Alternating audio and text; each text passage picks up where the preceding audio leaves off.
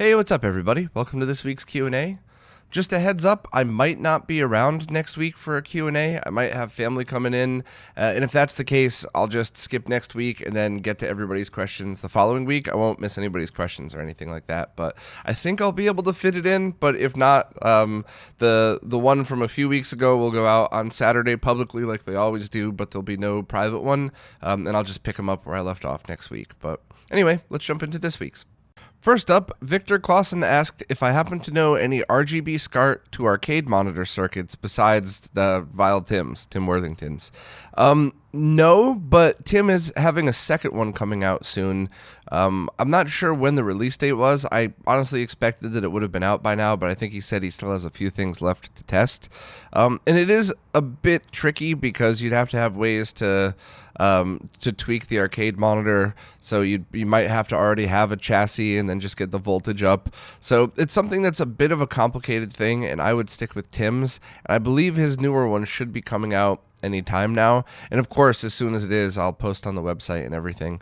And I'll go back and double check as well in case I missed it. But when I talked to him, last time I spoke to him when he was here, he said it was still in the final stages. So fingers crossed that it'll be out soon. But that's always been a tricky one for me as well. So hopefully we'll have a good solution soon. So Firebrand X decided to pick a fight this week on the boring argument of Genesis 320 resolution games.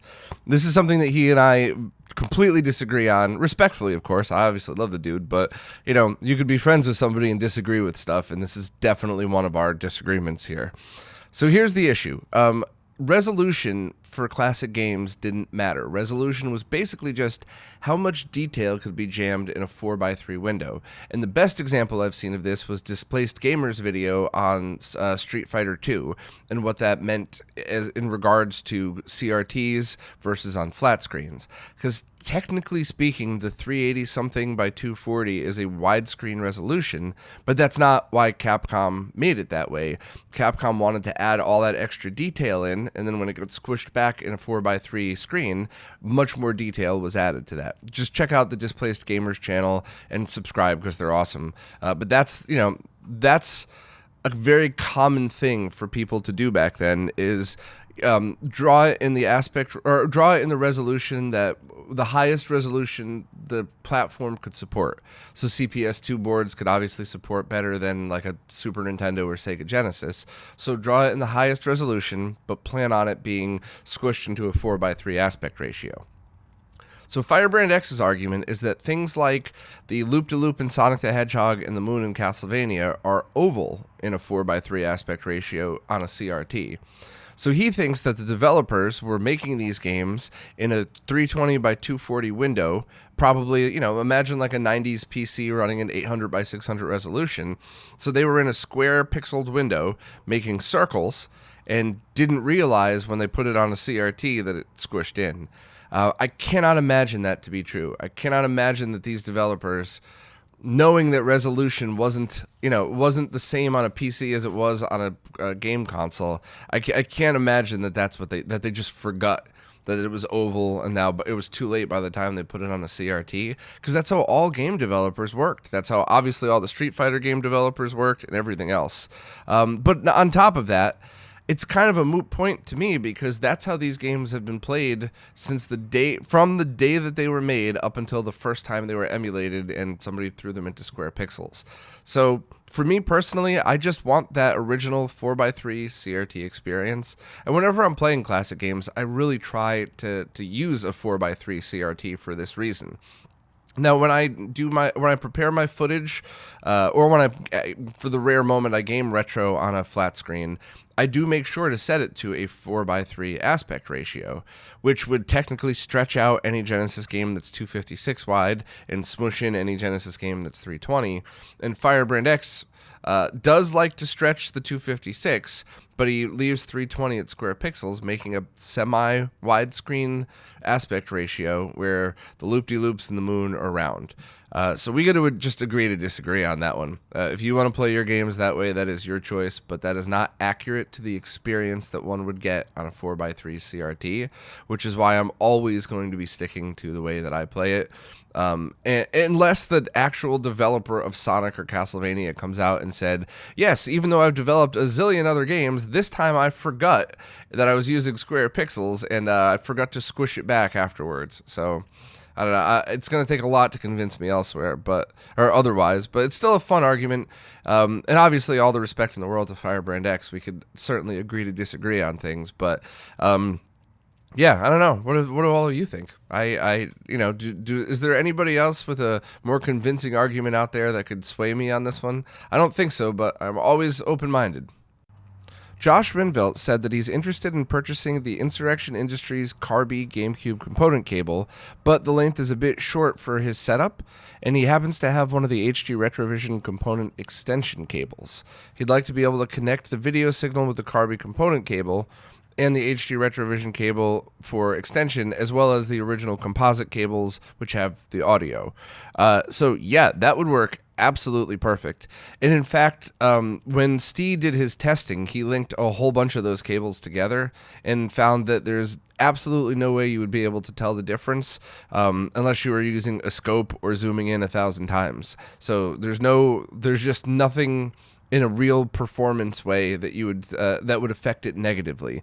So yeah, that's exactly a great way to do it. Just Carby component and standard composite cables with left and right audio. Obviously, just don't connect composite to anything.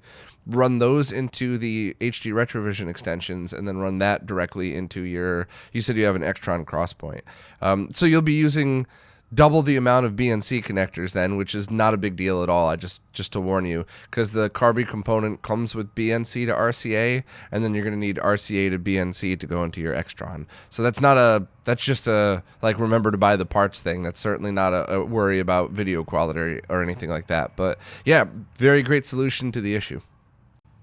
Gregory Pang said, after buying my third Extron, I ended up with one that seems to not add too much line interference. I think the line interference might have been caused by the Extron increasing the voltage of the RGB too much. Probably not. Oddly enough, it only shows up on my SNES. Since the 203 RXI has knobs for level, fiddling with that and the brightness setting on the monitor seems to hide the lines. So I guess what you mean for your first part of this is that you had a bunch of Extron 203 RXIs and some gave interference. I had that problem as well. Somebody suggested I recap the ones that had interference. I never got around to trying that. I think at the time, so 5 years ago, I was able to get a stack of 203s for like $100. So I just gave away all the ones that had issues. And if I remember correctly, I could be wrong, but I think people said recapping fixed it. But then once I found ones that were fine, I never kind of went over it again. So I don't think it should be the RGB voltage. And generally, Extron equipment's pretty good. So I'm not sure what else it could have been, but caps make sense because those have to die on everything eventually. But the second part, so your actual question has to do with the 1881 sync stripper and voltage. If you read the spec correctly, depending on what voltage you supply the chip, you'll get a higher voltage for the output. So this results in something weird. Your Sega Genesis Model 2 C-Sync going into the sync stripper results in an image way more horizontally offset than your SNES. If you just use 5 volts from the Genesis to power the circuit. However, if you up the voltage on the LM1881 to 12 volts, the offset seems to be more correct. This is all really dangerous. So if you don't have an oscilloscope, I don't know if I'd be messing with this because you're not sure then what's coming out of the 1881, and you don't want to just be sending high voltage to stuff. I believe that 1881 is rated at a bunch of different voltages, so you probably won't kill that, but what you're ending up doing is changing the output voltage going into your Extron, and you could potentially blow out one of the ports in that. So going into the Extron 203, and then you also don't know what's coming out of the 203 after that. What I would also ask is what Genesis cable are you using? Are you going, is it a properly built cable that's 75 ohm 75 ohm voltage levels going to an LM1881? Is it a badly built cable without a cap and resistor, and you're just sending it straight into that? There's a bunch of different factors that could kind of get into this. And you said the same result happens if you use an external 5 volts to power the chip. So this probably goes back then to what the cable that you're using and what the Genesis is outputting. I've run into weird issues with Genesis Sync before, but all were back before I had a better grasp, really before I became good friends with Steve, who taught me all these things.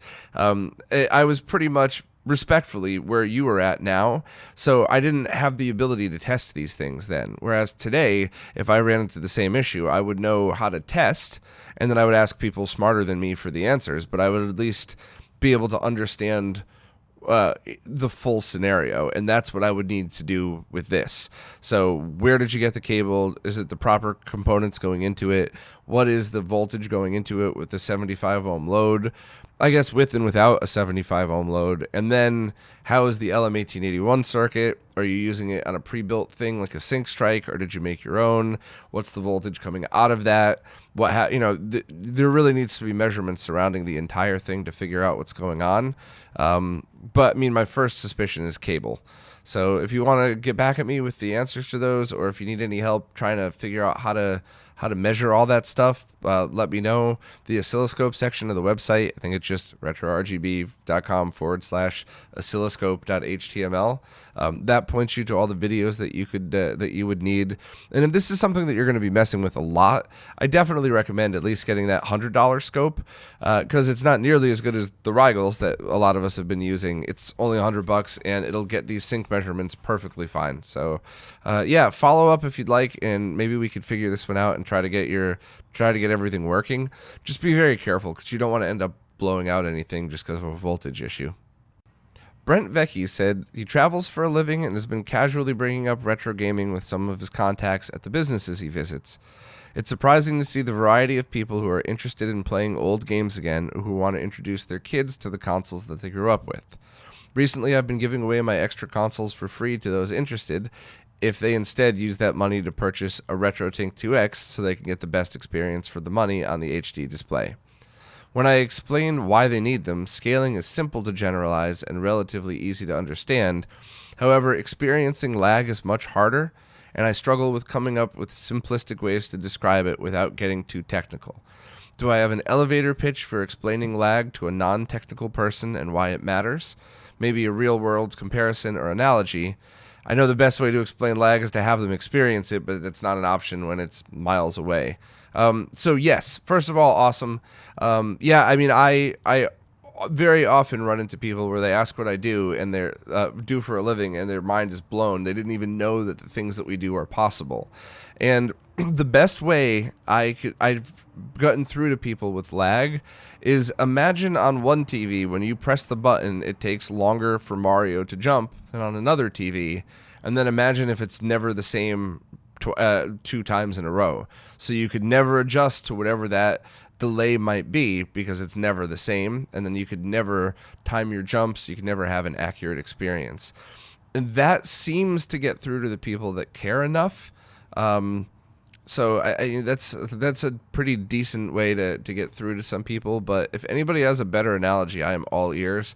And I had to, for a million reasons, I had to put that video on hold. That why do we retro game? Why do we use original consoles? Which goes into all of this stuff. It was basically the presentation I'd been doing at the expos. I'm still doing that, by the way. I said it I would try by the end of this year, and obviously it's no chance of that. So, but anything I could do to improve that video, because I think at the moment that's going to be my only timeless video, if you will, because why you would use a retro console isn't going to change in the next 20 years, because that's, it all goes back to CRTs, lag, and that's all going to be permanent. So I think that jumping and never jumping the same 2 times, I think that's gotten through to people, but I am all ears if anybody has a better idea. And thanks for spreading the retro love. King Ice Cream said that they looked at a SCART pinout recently and found that there were separate left and right audio pins for input and output. Which one are you supposed to use? Well, King Ice Cream, welcome to the freaking nightmare that is SCART. I hate this standard so much. If there was any other way to standardize this stuff, I would have done it. I've tried 2 or 3 times over the years, and everybody, at the end of the day, after a lot of arguing, good arguing, but like a lot of debate and arguing and figuring it out, everybody just came back to, it's what was used in the 90s, so let's just stick with it. But to your actual question, just visualize it. So if you're going from a console out to a SCART connector, you're going to use the out pins, or if you're having a device that receives audio, you're going to want it on the input pins. But that was a big thing. A lot of the people that were doing the SCART to BNC cables very often got sync and audio wrong. And a few of them over the years, like I'd have to email them pictures like, hey, you wired it wrong. No, I didn't.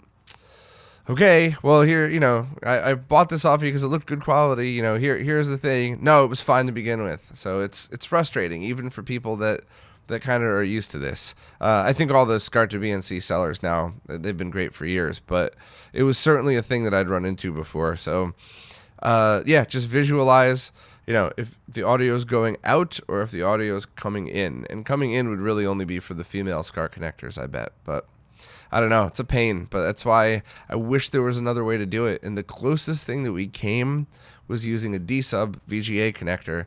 But everybody 100% agreed that as soon as a certain amount of time went by, people would just assume it was a VGA. And when you plugged it into a monitor, it didn't work. They would assume that something was wrong and then, probably throw the console out. So unfortunately, I think we're stuck with SCART as much as I really, really don't like it. But, welcome to the nightmare that's the pinout of SCART. The Goat wants to know if I could point them in the right direction on how to C-Sync mod a PlayStation 1.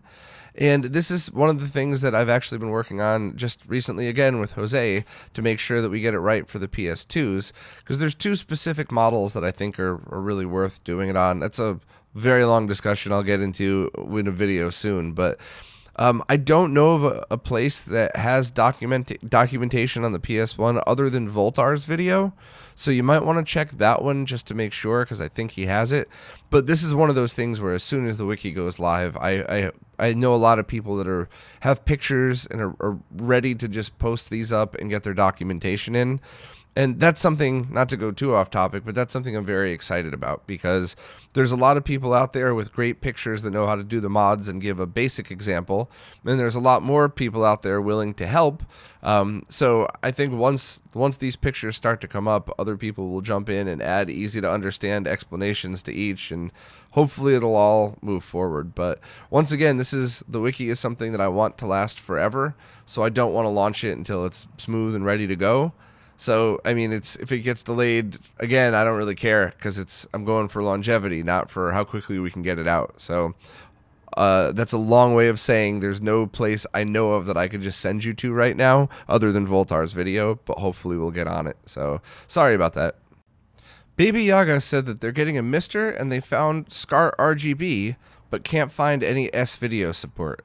Unfortunately, at the moment, there is no S-Video or composite support from Mister. Somebody theoretically could program in those video modes, and then you would just need a passive VGA to S-Video adapter. But as far as I know, nobody's working on that yet. So at the moment, it's really just RGB or component or HDMI, of course. So sorry about that. But if you have a JVC PVM, it's possible that you can get a fairly cheap input board to get SCART into that one. So check out LinuxBot 3000 on eBay. I think that's the correct name. But if you just Google JVC monitor SCART, that you should have some kind of adapter board for it depending on the model. So good luck on that one. And sorry, I really wish there was an easier answer for that. Well, that's it for this week. Once again, I'm pretty sure I'll still be able to do this next week, but if for whatever reason, I'll still just post saying no Q&A this week, post your questions wherever, and I'll jump right back into it. So sorry, I don't really exactly know what's going on next week, so I don't have any solid info on that. But anyway, as always, thank you so much to everybody who participates in these. And if you're new to these, just post any question at all you'd like wherever the newest Q&A post is. The only thing is the way these are all set up, I can't really go back and figure out which questions I missed from previous weeks. So if I missed your question, which is always an accident, I never skip anybody's questions. So if I missed anything, or if you for whatever reason I didn't get to it, please just ask the question wherever the newest Q&A is, and I'll get to it as soon as I do the next one. So as always, thank you so much for your support, and I'll see you next time.